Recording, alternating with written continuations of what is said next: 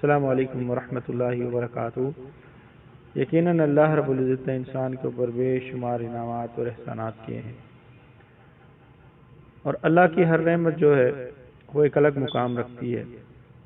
اگر آپ کے ہاتھ ہے تو ہاتھوں کا ایک الگ مقام ہے، پیروں کا ایک الگ مقام ہے، آنکھوں کا ایک الگ مقام ہے، ناک اور کان کا ایک الگ مقام ہے۔ جتنے بھی اللہ رب العزت نے ہمیں اعضاء سے اور نعمتوں سے نوازا ہے، ان سب کا ایک الگ الگ مقام ہے۔ اور یقیناً جس شخص کو کسی بھی نعمت سے محروم رکھا جاتا ہے یا کسی حادثے کی وجہ سے وہ محروم ہو گیا،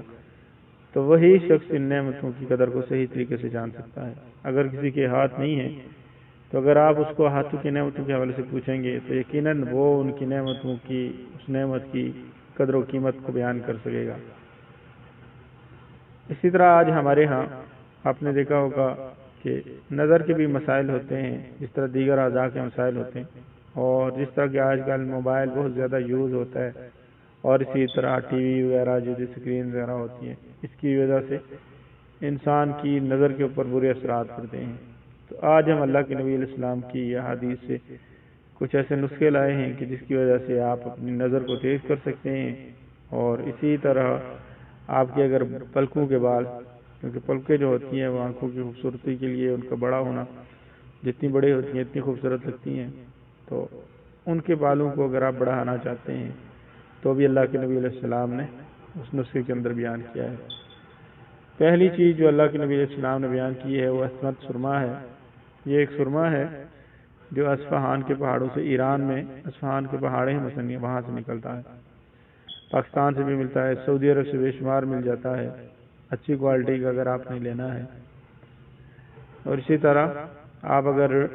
ایران سے اگر کوئی آپ کے جاننے والے ہیں تو وہاں سے بھی منگوا سکتے ہیں۔ اللہ کے نبی علیہ السلام نے فرمایا اسمت سرما جو ہے یہ نظر کو بڑھاتا ہے، نظر کو بڑھاتا ہے اور پلکوں کے بالوں کو لمبا کرتا ہے، یعنی انسان کی نظر کو تیز کرتا ہے اور پلکوں کے جو بال ہیں ان کو بڑا کرتا ہے۔ اور اللہ کے نبی علیہ السلام سے اس کا طریقہ استعمال اس طرح ہے کہ اللہ کے نبی علیہ السلام رات کو سونے سے پہلے ہر آنکھ کے اندر، یعنی ایک آنکھ کے اندر 3 سرمچو جو تھے وہ ڈالا کرتے تھے، یعنی ایک آنکھ کے اندر 3 سرمچو اور دوسری آنکھ کے اندر 3 سرمچو۔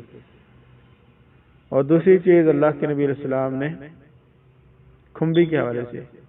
کھمبی جو برسات کے اندر بھی نکلتی ہے